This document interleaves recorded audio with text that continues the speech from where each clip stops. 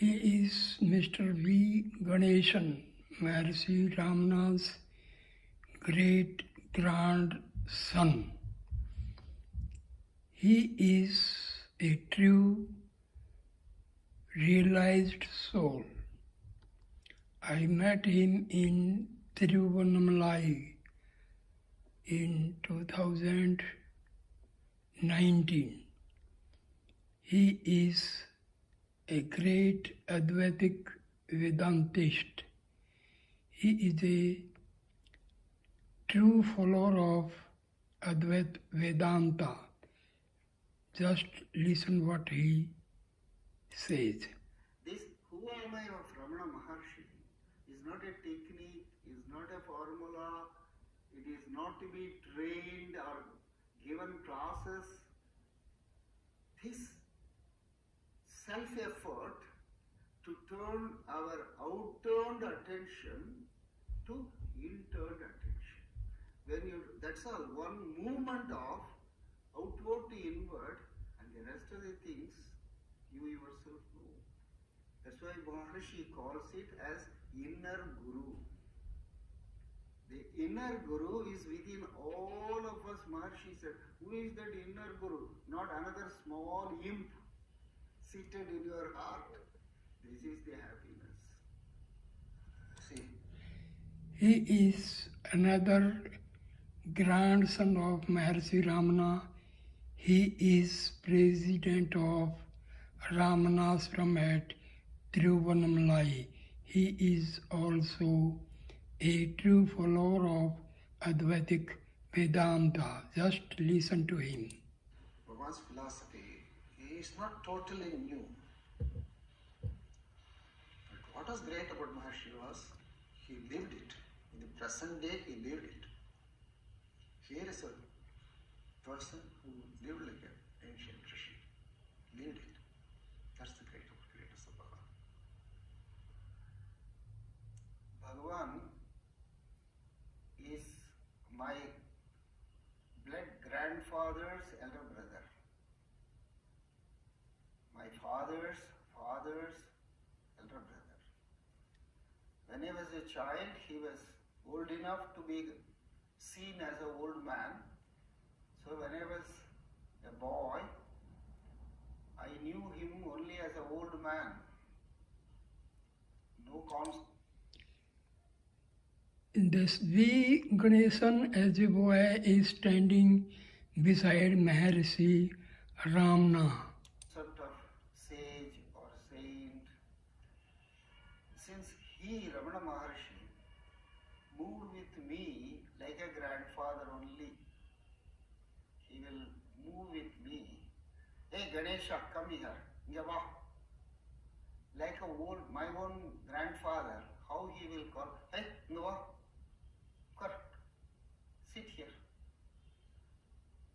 For instance, when I was 3 years old, there was one American lady, Eleanor Pauline Noy. I became very fond of her.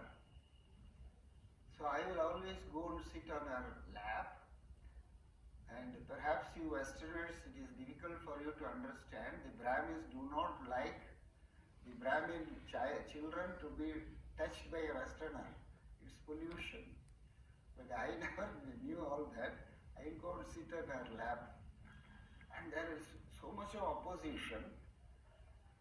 And Bhagavan should have noticed this. This is my conjecture. So we were living in the town. So one day when I came running to Bhagavan.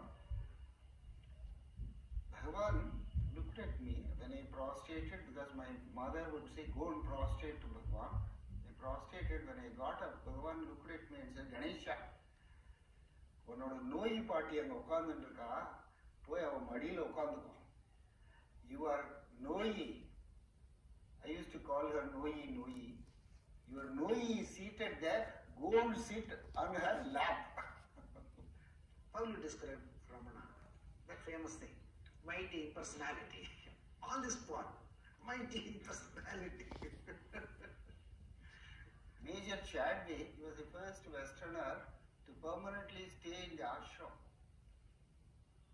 And he, after coming here, he read Hindu scriptures, Hindu some of these things. He said, only through a guru you can have self-realization. Ramana Maharshi never declares himself as a guru. So he had a logical doubt. Have I given up everything to come here to you, Bhagavan, to be told you are not the guru? What will happen to me? Maharshi's answer was, who has all these doubts? Major Chadwick, he was really great. He was a World War I veteran, 6 foot 4 inches, broad shoulder with a booming voice. He always used to call morning, morning. He was fond of me. It was, I tell you, his dedication, his surrender to Bhagavan. He had an incisive mind though. He would not take anything for granted. You see, the reminiscence, if you read, is a beautiful reminiscence of the reminiscence. Chadwick's reminiscence is the best of you say. But the very fact he was totally surrendered. Those days, coming all the way, conveniences were not there and all that. You could imagine. It was great. Morris Friedman, that story you know, no? Once I was standing in front of a store's kitchen entrance. He had come in a jeep. He had brought a bag of rice. He was wearing a khaki shorts, white shirt, that's all, simple. So he greeted me. He didn't wait for somebody to come and unload. He himself unloaded. Rice, bag of rice. And he gave me a bright smile. He was a great person.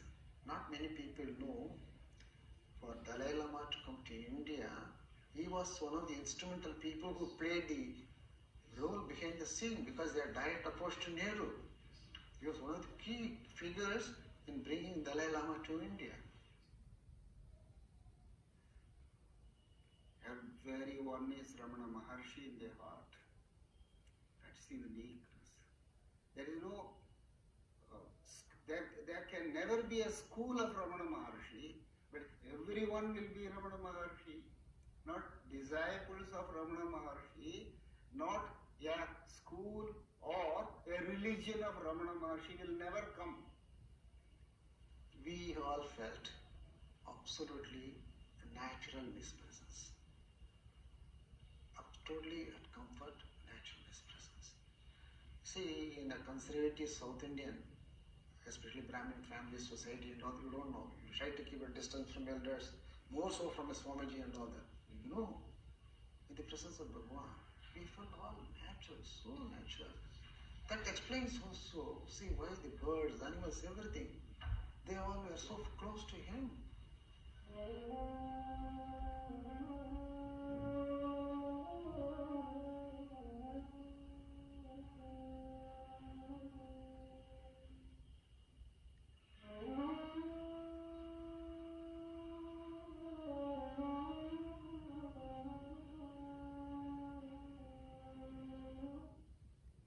One day as a boy, I was in the old hall, meditation. Bit of a buzz. Lakshmi is coming, Lakshmi is coming. See, cow Lakshmi, now and then when she feels like seeing Bhagavan, she will just come. Even if the rope is there, she will drive it. You know, she... This cow Lakshmi got liberation through Maharshi Ramana. Maharshi Ramana declared that cow Lakshmi had got liberated. She will come. She came. She went close to him. She doesn't stay for a long time. He stroked her head. One banana, he saw that attendant was better. The hall was full. Quite a few people were there. She just came, just stood by him for a few minutes, took a dignified manner, took a banana, and quietly went back. People will mention only Bhagavan was kind to monkeys, dogs or cows. I always make it a special effort to mention about these squirrels, the smallest crawling animal. He did not exclude anything. He did not exclude anything.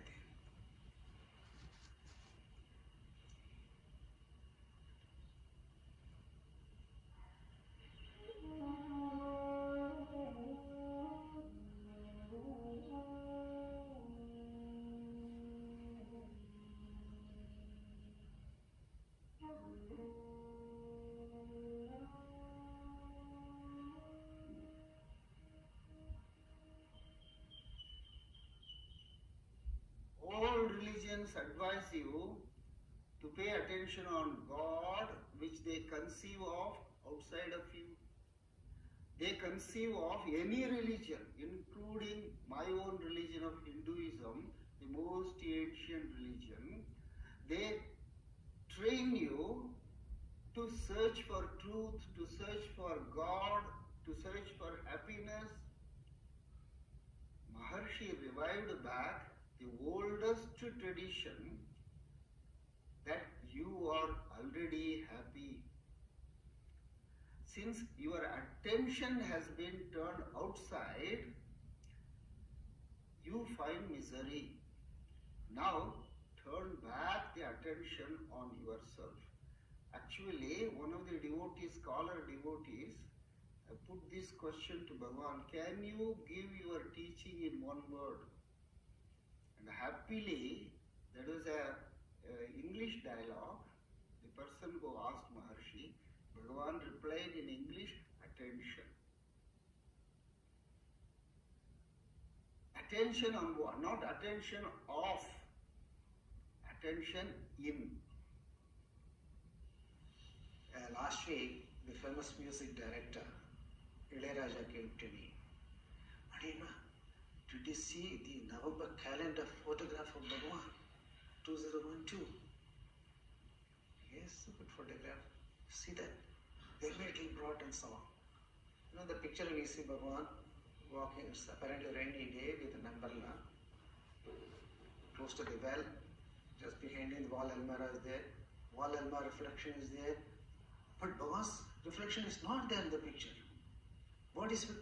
It's amazing. It is not a Photoshop picture. It's a true photograph. In the November photograph you see of 2012 calendar. It says, look, he is not the body. Where is the body there? You see, in fact, he was using Bhagavan body illiye. He's not there. Everyone is Ramana Maharshi. That is the uniqueness of Ramana Maharshi. Not one Ramana Maharshi to be worshipped by the 60 billion bodies. That's not Ramana Maharshi's mission. That is the uniqueness of Ramana Maharshi. When Hitler was marching, he appeared unstoppable. One Westerner asks him in the old hall, Bhagavan, this is happening, what is going to happen to the world? First, Bhagavan as usual keeps quiet. In such matters, he doesn't get to. But seeing the seriousness, the concern of this Westerner, he says, look, there is a creator, he will take care of his creation.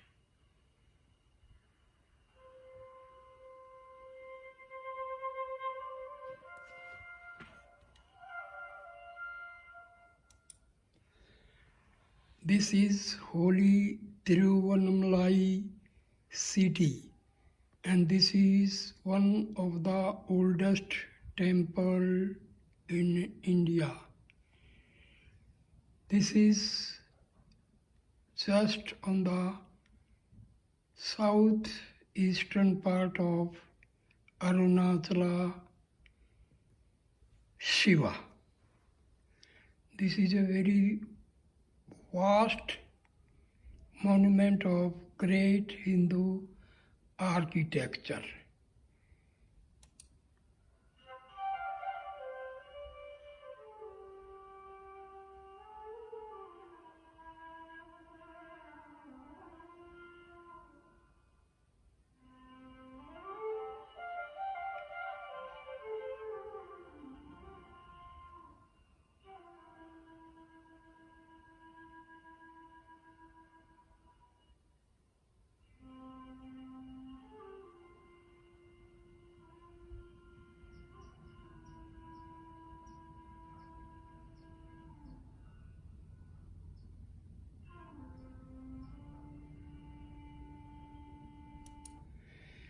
This is the festival of lamps, Deepotsvam.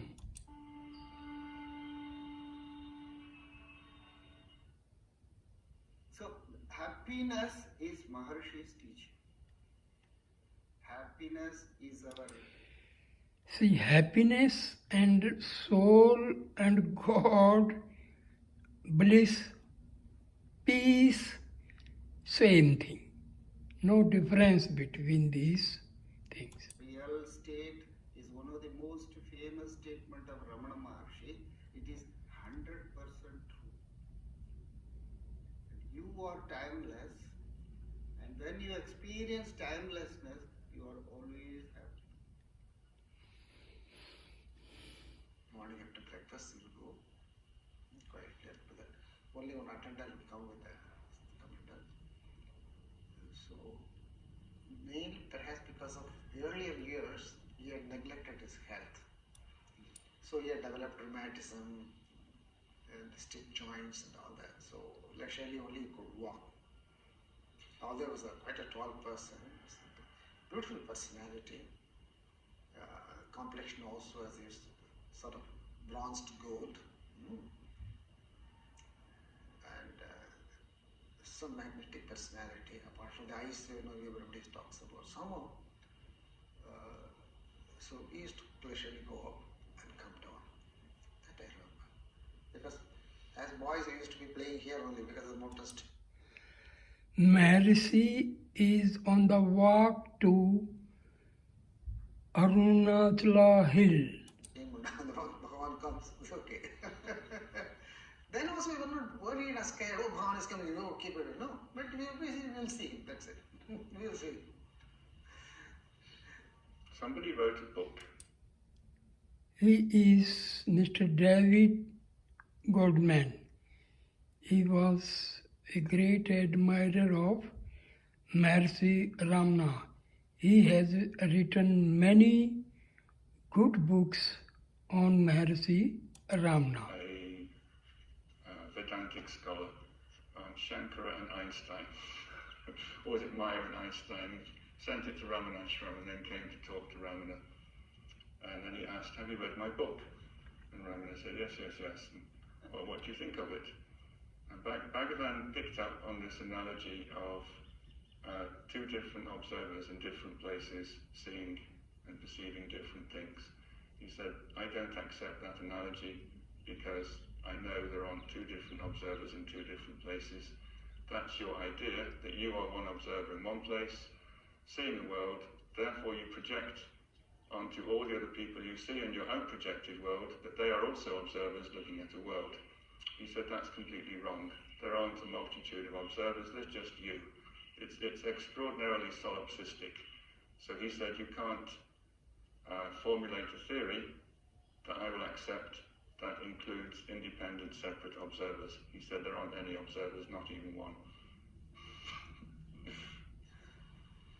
Look, sitting in the old dining hall, I have observed, we used to quietly watch. I have seen that everybody.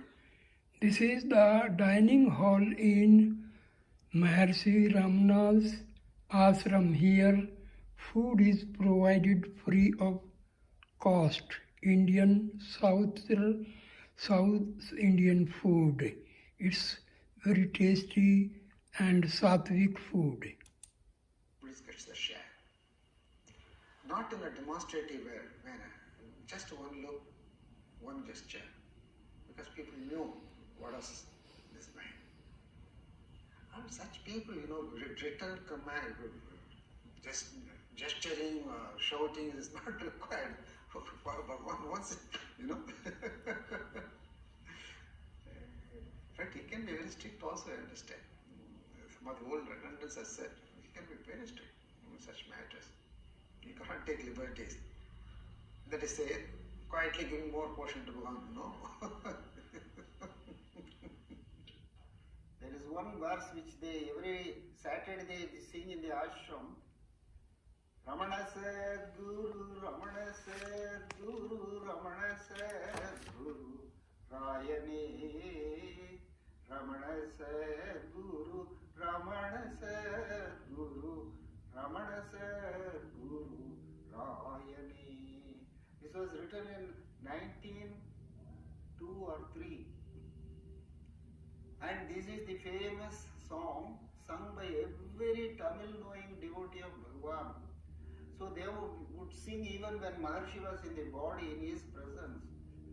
And so suddenly Muruganar one day noticed Bhagavan was also singing Ramana Sadguru, Ramana Sadguru, and he being an intellectual poet, he said after the poem was over, Bhagavan, this is in praise of you and you are also joining us. He said, what to do? There is only one Ramana Sadguru for all.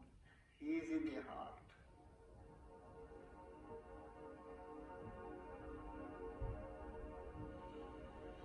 Bhagavan's major surgery in December 1949. Dr. Raghavachari, those days he was the leading surgeon of South India. He came from Chennai with a complete medical team. The surgery was formed in our old dispensary. The complete surgery on his left arm for removal of sarcoma was performed. They had just introduced the surgery procedure, electric scalpel. So with electrics was small, so that, and but clean it was, pink, red it was. So, but then the main thing was Bhagavan's expression, Bhagavan's look on the face. The same indrawn, distant horizon. Same look. Absolutely, you can't see anything on the face. Pain or nothing, no expression. Same, certainly, absolutely serene face. You saw. Absolutely. Then Raghavachari connection, doctor, he served his tenure in the government hospital, retired and all that. Then Ashram got lost in touch with him. Much later we came to know he is still alive. So I got his address. I went to see him. Impressive personality, tall, very elegant gentleman, elderly by that time. I asked him, sir, you had performed an operation on Bhagavan. What was your impression, sir? He slowly, calmly said, throughout the operation, two things he clarified. One, is a general feeling Bhagavan never took anesthesia. That is not correct. But what was for such a major surgery, general anesthesia was required. Bhagavan refused. Then I asked him at least local anesthesia, that he permitted. With local anesthesia, we performed the major surgery. So throughout, he was alert and awake. There are absolutely no changes. No change in his face. Throughout the surgery. Then I added also, I am a hardened surgeon. Throughout my life, I have seen so much of blood, suffering, pain and all that. But this was a revelation to me. That human being can transcend the body. That day I could see Bhagavan. Even the last moments, Muruganar, the senior-most devotee, who was feeling that Ramana Maharshi is going to die, he cried and cried before Bhagavan in the Nirvana room. Bhagavan said, I have told you many times, if you identify Ramana Maharshi with this body, you are going to be disappointed. But Muruganar replied back, I know that Bhagavan, but still... He is Muruganar, Bhagavan, Ramana Maharshi's direct disciple. He was a poet, a great scholar of Tamil language. I am not able to. Do you know, Muruganar, why you are identifying again and again Ramana Maharshi to this body? He pointed out his body. Because you have not released yourself by identifying with your body as Muruganar. That was Muruganar's final initiation. Amazing, no? This modern times, such a human being has lived with us in the very recent past.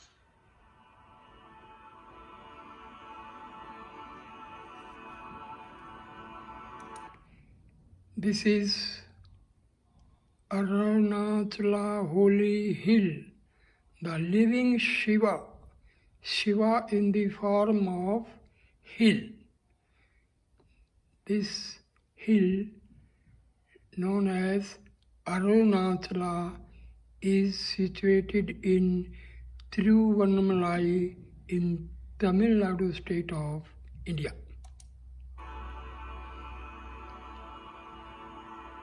Sri Ramana did not just give out practical advice. He was an immense spiritual dynamo who could use his power and his presence to eradicate the false ideas his visitors had about themselves, and then show them the reality of who they truly were. This is the role and function of the true Guru, to dispel the darkness of individual ignorance and reveal the true abiding state of what remains when that ignorance has vanished.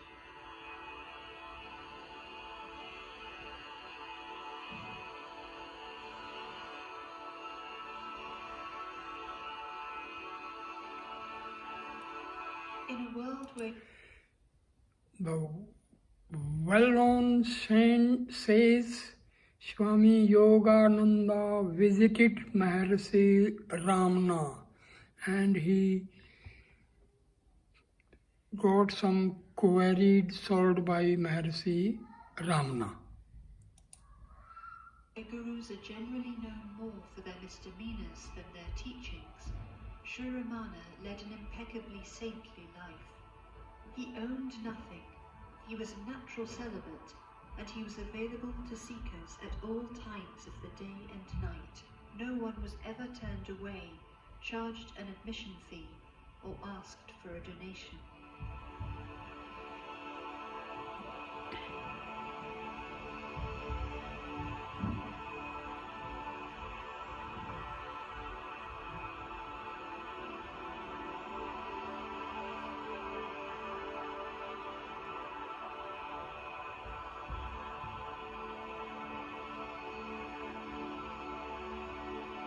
Though Sri Ramana is no longer teaching through a body in Tiruvannamalai, his presence is still felt by those who are actively trying to put his teachings into practice. His loving and liberating power still flows into those who follow his practical advice.